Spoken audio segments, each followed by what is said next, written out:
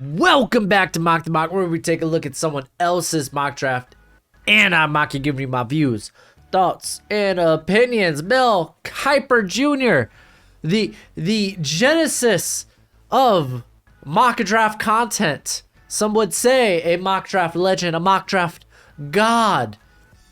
Though the gods have fallen, I will say that.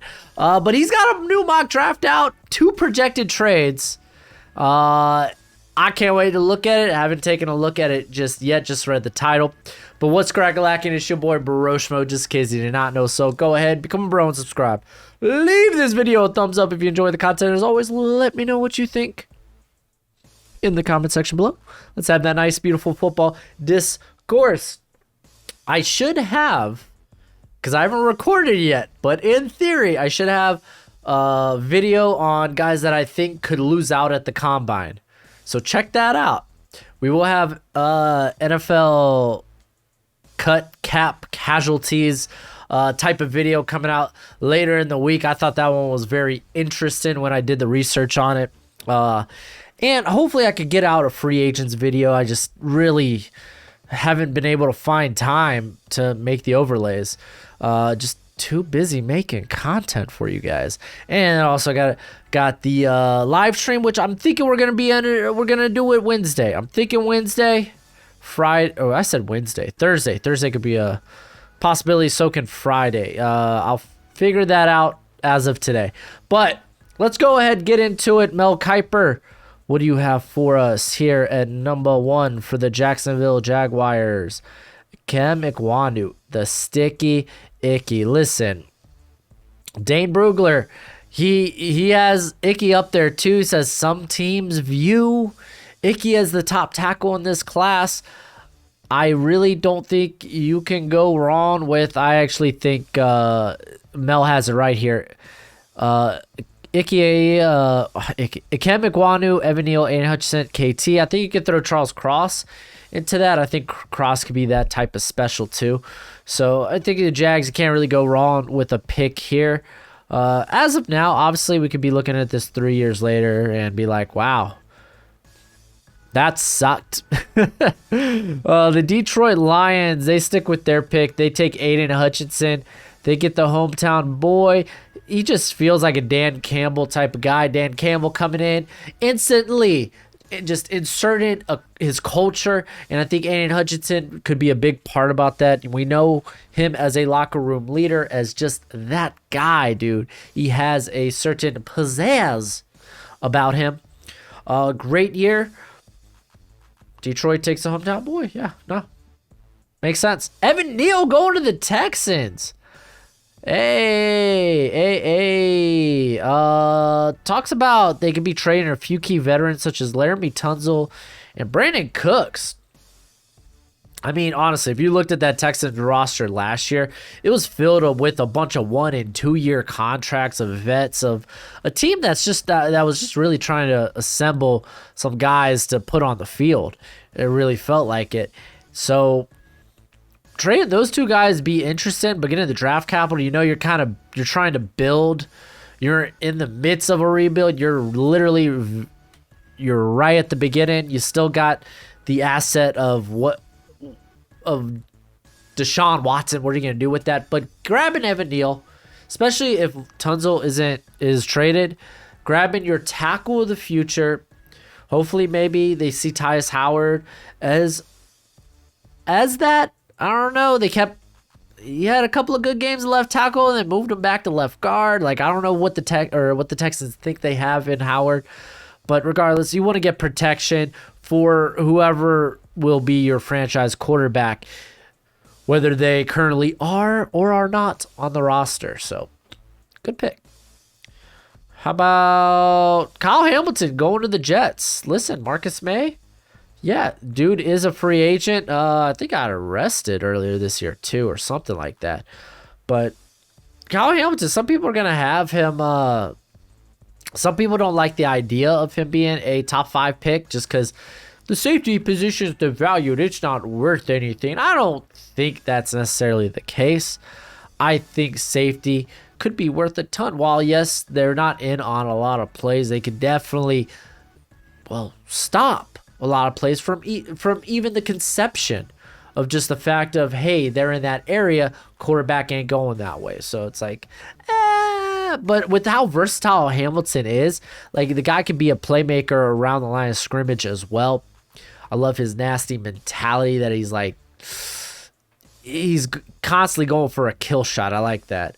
And it didn't hurt his tackle rate too much. It was a bit high, but not too high. Not like, oh my gosh, you have a tackling problem. It wasn't that kinds of high. Like we're talking like 13%, which is pretty good. Pretty good. So yeah, Kyle Hamilton, love the range. I don't mind him here. Other areas you could go, obviously KT, obviously Charles Cross. So those are, I think, the other two. And then there could be Derek Stingley, but Jets fans don't want to hear that. Then the Giants, they go KT. This is kind of a predicament for the Giants. Do you take Charles Cross here and hope KT makes it past the Panthers? Or are you like, man, maybe, because then that might provoke a trade down for the Panthers. Some team willing to trade up because KT has insane traits. Or perhaps you take KT here and you just kind of hope Charles Cross falls. If he doesn't, it is what it is. I mean, maybe Tyler Linderbaum is a pick there. I don't know. We'll see what Mel does in this mock. Maybe Cross does make it. Maybe he's not even high on Cross, but I don't think you pass on KT here regardless. And then the Carolina Panthers go, in fact, they go Charles Cross. Oh, geez Louise. But before we get too into this, when talking about this, right? I'm not at a bit of a standstill when it comes to, they have to go quarterback. This pick has to be used for quarterback or trader for quarterback. I'm kind of relenting off that a little bit. Because I definitely could see, like, no, we need to build. This isn't the class to go in on quarterback. We're still stuck with Sam Darnold. You know, let's just bite the bullet this year. Maybe Sam Darnold develops this year. Maybe even if he doesn't, that should put us in good position because he's going to suck to maybe draft a quarterback next year. Maybe we trade for one. Like, I do see that because I have admitted that is the better alternative is just go ahead, take a high-end prospect here, especially given the quarterback class. It's kind of, I know quarterback value is like the best, but in this class, it's not. Though Malik Willis, I think, is interesting just because of the intangibles with him. But Charles Cross, phenomenal pick, pairing him up with Tyler Moton, I think is good. Drake London is a bit interesting that he would bring that up. I know Mel is high on Drake London, though. But before we get into the Giants pick, you might be like, yo, what is that fabulous drip? Oh my gosh, it's got a logo. Oh my gosh, take a look at this. Oh my gosh, here's an ad.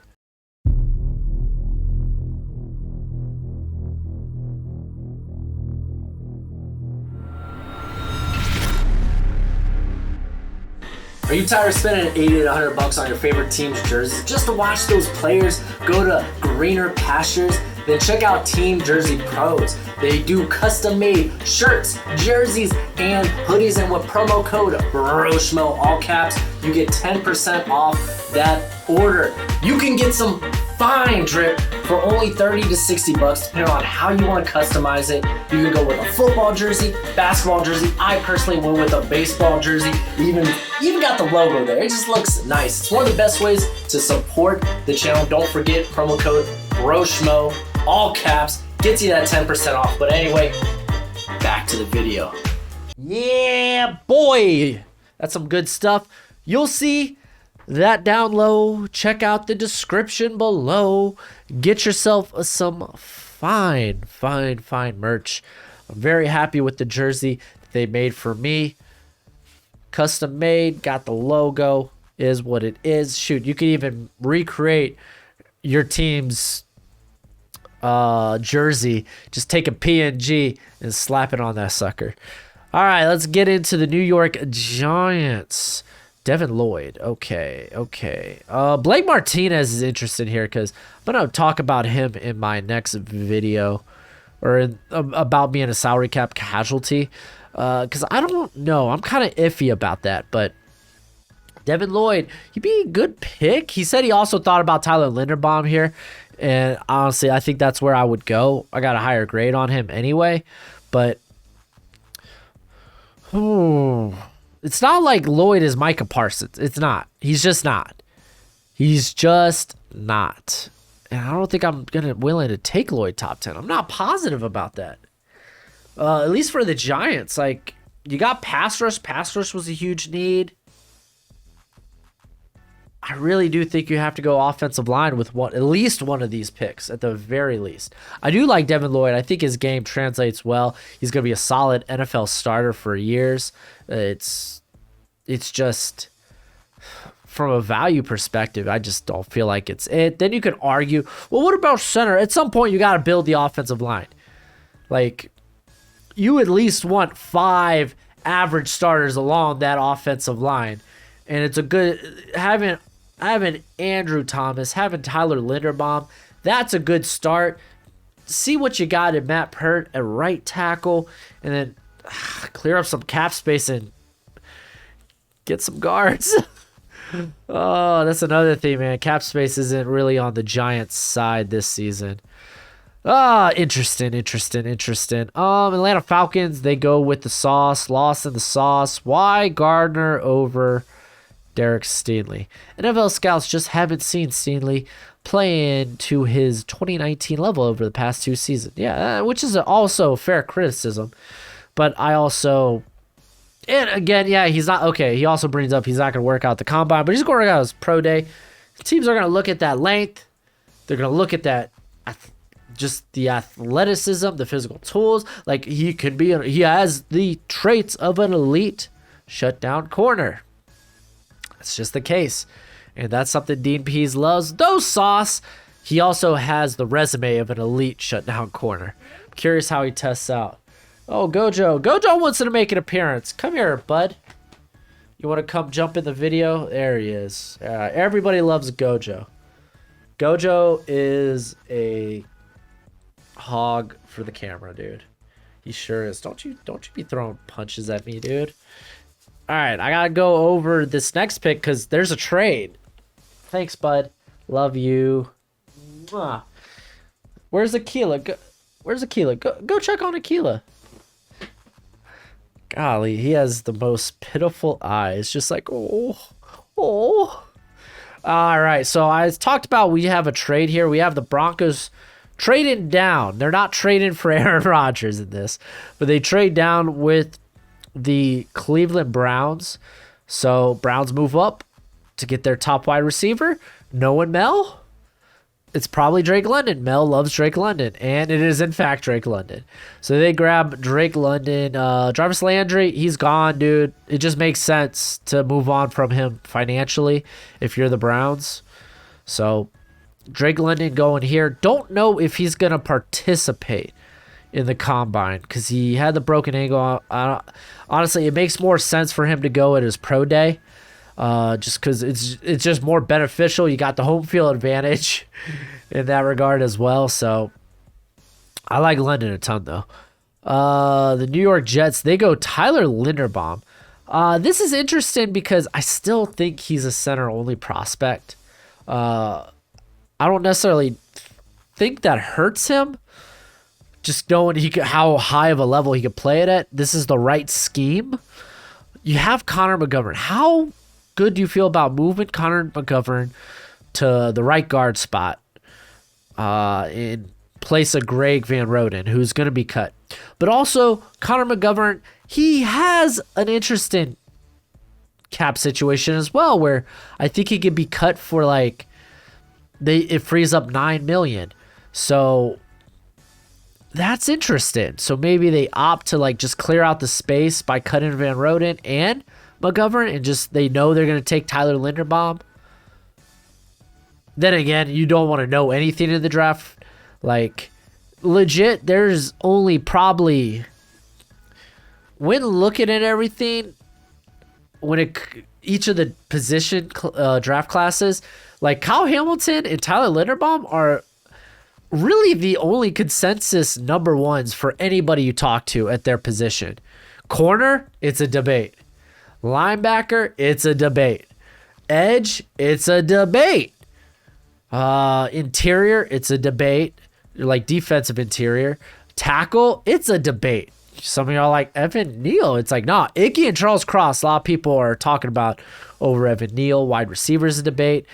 Quarterback, your guess is as good as mine. Tight end and running back, don't you even think about it in the first round.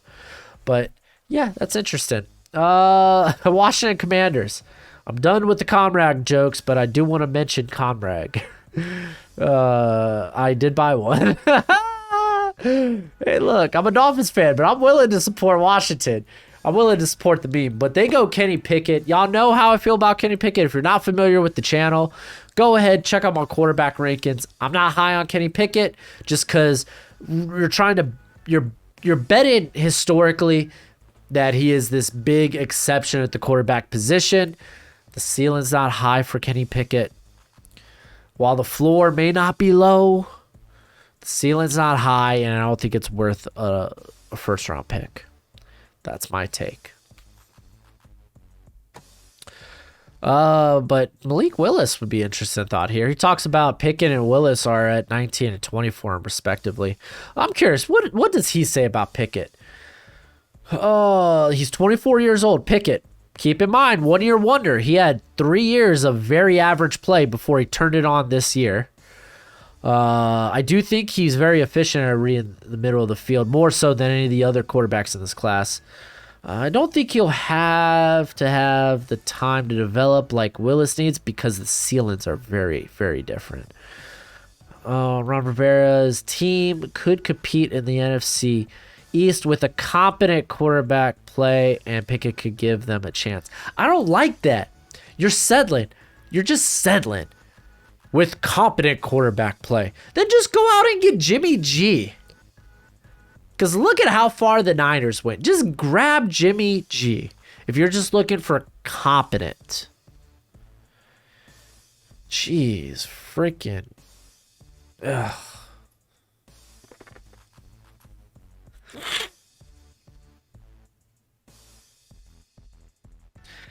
I'm like reading the rest of this. Talks about hand size. I'm not getting into that. Minnesota Vikings, Derek Stingley, absolute steal. Listen, I know some people, there's some, like maybe some, or maybe it's just the same Vikings fan that keeps commenting. Like, I think corner's such a lazy pick. I think given they have Kevin O'Connell, he needs a very full receiver room. Well, yeah, just because you pick receiver here doesn't mean that instantly, like, okay, that's solved, you know. But at the same, you could take that at the same token, like, okay, just drafting a cornerback here doesn't solve the big depth issues of the corner position for the Vikings. But you could argue, why would you add to Adam Thielen and Justin Jefferson rather than add into Cameron Dantzler and then nobody? Some of y'all like Harrison Hand. He's a good depth piece. That's about it. But it's like, and on top of that, Derek Stingley's higher than any of the other receivers on my board. It just makes sense to go Stingley here or a Sauce. Those two guys are higher than any other receiver I have in this class. They just are. So from a best available standpoint and a positional value standpoint and, well, a need standpoint, corner is the best pick.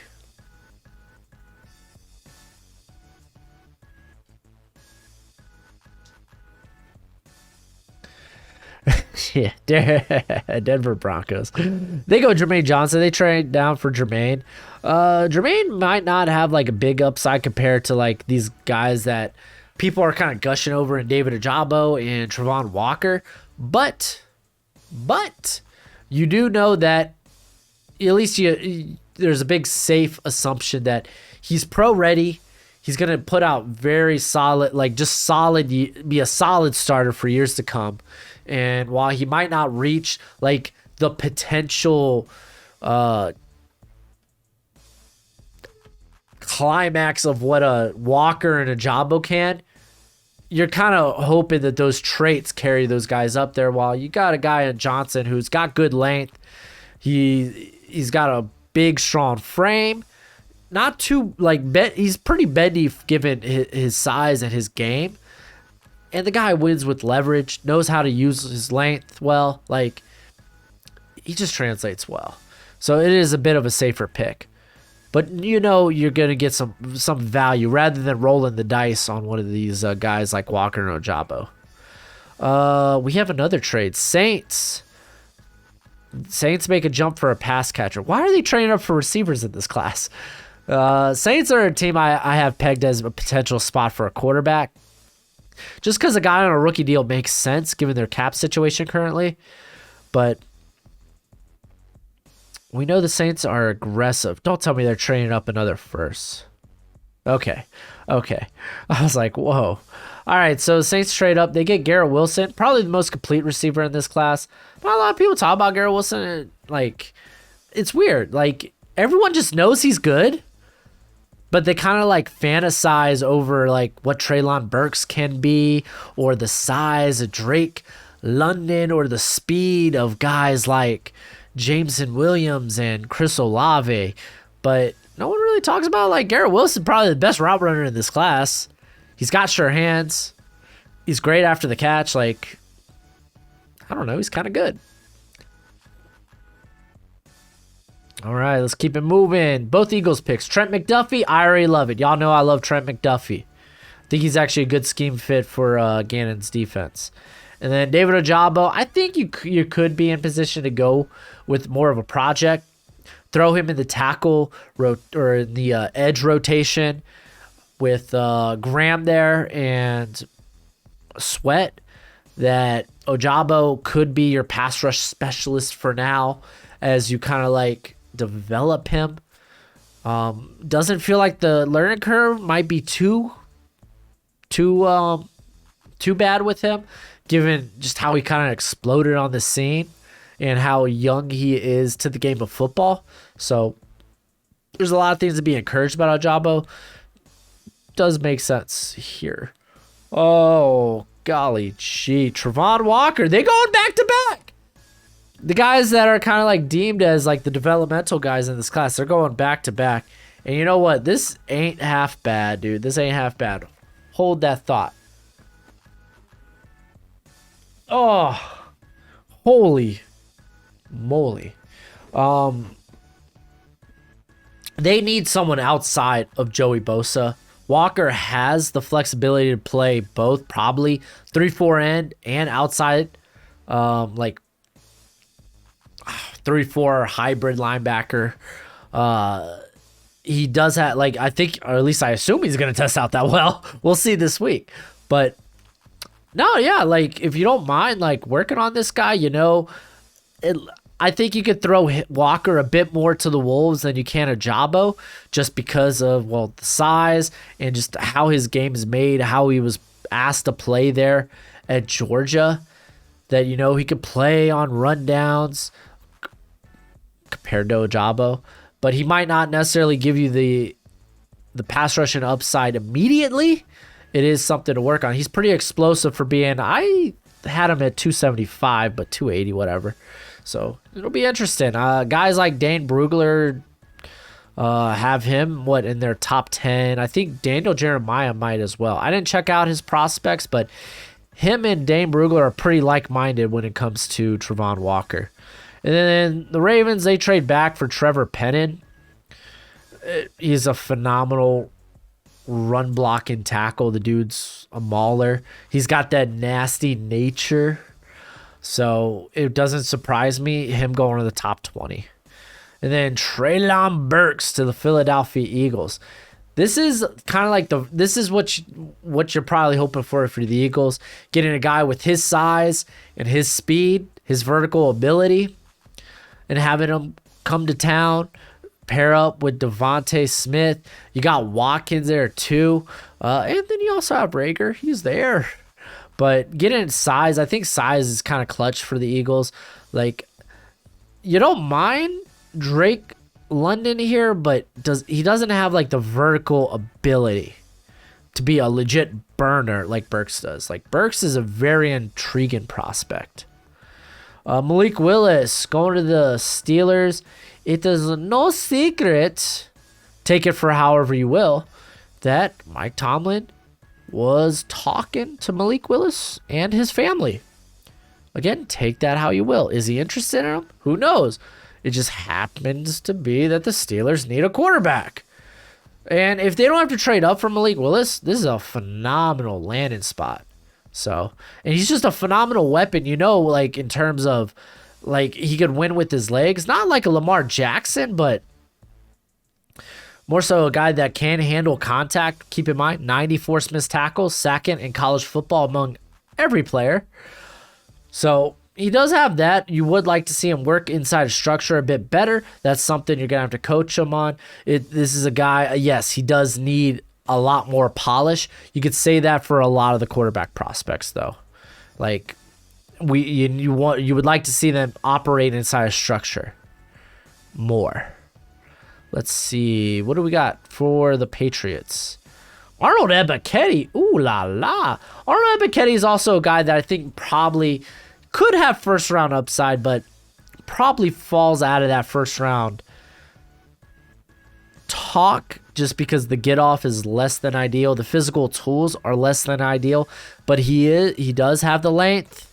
He has a variety of pass rush moves. While you probably could count those pass rush moves on one hand, his approach and the hand counters and the combos he like throws with those pass rushing moves is immense. It's literally like a tree. It's like Darwin's tree, right? We all branch from one organism and it's just like that nonsense, So it's kind of like that. You have one pass rushing move and then blah. So that's kind of like how it is. That's his 5. He's got the John Cena 5 moves of doom and some change. All right. Las Vegas Raiders go to Nakobe Dean. Nakobe Dean is nice. It sounds like he potentially might not work out this week at the Combine, which has been interesting. Because this week I have read some articles that kind of question how he will test. That he might not test as fast as people expect. Because the way Dean reads the field, like, this dude reacts very quickly. He reacts extremely well. So it begs the question, like, because he's a smaller linebacker, can he really scoot? I think he can, but I'm just telling you, there are those questions out there. If you're the Raiders, if you're Josh McDaniels, it would be nice to go with a position more valuable, but at the same time, you do want to stay true to your board. And it's not like they really have any linebackers there outside of probably Divine Diablo? That are really cemented long term. So Chris Olave going to the Cardinals. I did Drake London. Obviously, he's not here. But I do kind of like the idea of Drake London. You do get a bit more of a vertical threat. I just don't know. I don't like how Cliff Kingsbury calls. He doesn't take a lot of downfield shots. He is more of this horizontal West Coast scheme. He just is. Like, that's why I think Andy Isabella just kind of like falls to the wayside there. So I think it'll be interesting with an Olave, a guy who can win at all levels of the field. It's interesting. I'll say that. All right, Dallas Cowboys. George Karlaftis. Dude, I'm telling y'all, a lot of people, they got their questions when it comes to Karlaftis. I think for like guys like Dane Brugler, Daniel Jeremiah, I think even like Bucky Brooks, Mel Kiper. I'm not positive about Todd McShay. I haven't looked at his big board recently, but they have Karlaftis outside the top 20. So I know some of y'all are like, how can Karlaftis fall out the first round? Very easily. Because these guys whose games may translate well in the NFL, like translates to success, though they don't have high-end traits, high-end upside, those guys easily fall to day 2. It just happens. That's just welcome to the NFL draft. So it wouldn't surprise me if Karlaftis did fall. Like, look at this. He talks about Karlaftis didn't have eye-popping stats in 2021, but he's a good run defender who could get more sacks in the NFL than he had in college. He says he had, okay, you got to look at pressures in college. Sacks don't always tell the whole story. Dante Fowler had a large sack total, and how was he as a number 1 edge rusher at Atlanta? He's physical, though he doesn't have the physical tools. Again, the bend, the length, they're less than ideal. Athletic testing numbers at the combine will be closely watched. Rumor is he hasn't decided if he's gonna partake yet at the combine, so we might have to wait till his pro day to answer those questions. Be a good pick for Dallas, though. Devonte Wyatt going to the Bills. Doesn't, okay, here's the third member of Georgia. Doesn't include nose tackle. Okay, I guess he sees Jordan Davis as more a 3-4 nose tackle, which I think that's irrelevant. I think the Bills might fancy more of a space eater, but at the same time, Devonte Wyatt is a very competent run stuffer. And I mean, that interior would be sick in terms of pass rushing with Wyatt and Oliver. I don't think you could go really wrong with Wyatt or Davis. I just think you get the better rushing upside, pass rushing upside with Wyatt. Ooh, Jahan Dotson going to the Titans. I like this a little bit. Another wideout to keep an eye on. I'm sorry. Calvin Austin is not going to the first round. I'm not saying he's Tutu Atwell, because y'all know I hated Tutu Atwell last year. When I was like, this guy's a 4th rounder, and then people were talking about him in the 2nd, and I was like, that's ludicrous, and then it happened. That's nonsense, though. That's nonsense. Like, Calvin Austin's a very nice 4th round option, I think. Maybe sneak into the 3rd round, but like, you're still looking at a gadget player. Jahan Dotson, though, good route runner. He's got that vertical ability, very explosive. That would be huge to pair up with Julio and A.J. Brown. So I like that. I think tackle, or at least offensive line's another interested notion here for the Titans. Here's Zion Johnson. I'm telling y'all, this is my new favorite pick. I say favorite. It's really because of Ali Marpet retired. Ryan Jensen's a free agent. It just kind of makes sense. You're going to grab the guy that kind of like projects as a left guard and center. You might take him here at 27. Jameson Williams. Ooh, they do have MVS as a free agent. So, wow, the last receiver they took in the first round was Travon Walker. Interesting. But, yeah, dude, no, I like Williams, man. He gives them that vertical threat that MVS and Lazard, they have that potential. It's just, they're not great playmakers. I know some of y'all are on the Allen Lazard train, which is fine, but I think he's a better, like, wide receiver 3 or 4. I'd rather have, like, a guy like Williams who is, like, a legit playmaker. MVS has the ball skill, well, lack of ball skills, so like having Williams, that stop-start ability is so rare. I'd be willing to take him higher than this. And then my Miami Dolphins go Bernhard Raimann. I actually like this pick for the Dolphins in the first round. I think he could start immediately, probably at left tackle. I could see them moving Liam Eichenberg to left guard or right tackle. Maybe Mike McDaniel sees him as like a poor man's Mike McGlinchey. I think that could be very possible. But Bernhard Raimann would be a huge scheme fit. Real good. He's a good mover. He moves well. All right, let's keep this going. Kansas City Chiefs, Boye Mafe. I like this cat too. I think he's a sleeper to kind of like sneak into the first round, especially after probably a strong combine. Like this cat's going to be explosive. He made Bruce Feldman's freaks list. Kansas City Chiefs, they need more pass rush. They need more pass rush. They were 29th in the league in sacks last year. Excuse me. And to be fair, a streaky Frank Clark, who is very overpaid, by the way, and Melvin Ingram, who is a free agent this year. You can't rely on Clark, and you kind of, like, even if you bring back Ingram, being an older guy, when does his production fall off? The Cincinnati Bengals go Kyler Gordon. No Kenyon Green. Mel, what the hell? Where's Kenyon Green, dude?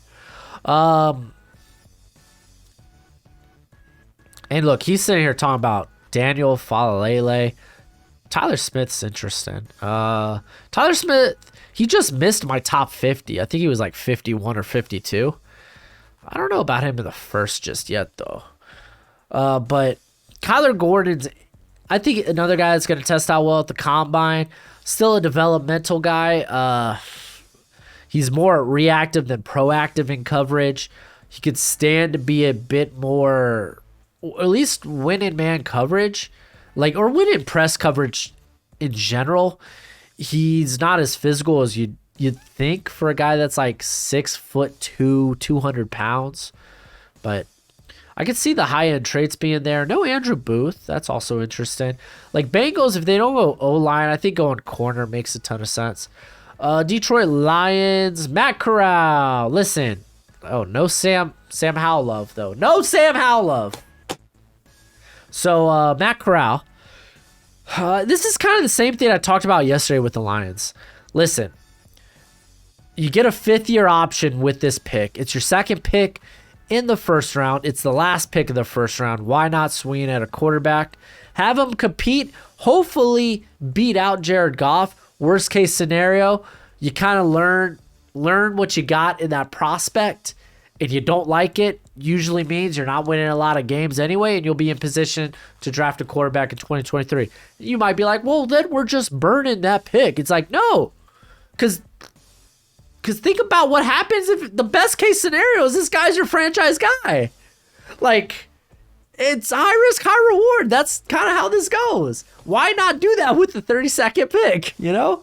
So, yeah, I like it. Obviously, I like Sam Howell. Mel, I don't like Mel talking about Daniel Falalele. That dude's a big project. He is big too. But overall, this was an interesting mock. No Jordan Davis. That's interesting. Chris Olave, I'm kind of feeling different about. Arnold Ebiketie was surprised to see, but overall, I don't think this was a bad mock. You let me know what you think in the comment section below. That's it for the video. Go ahead, do that YouTube thing. As always, until next time, you be easy, my friends. Later.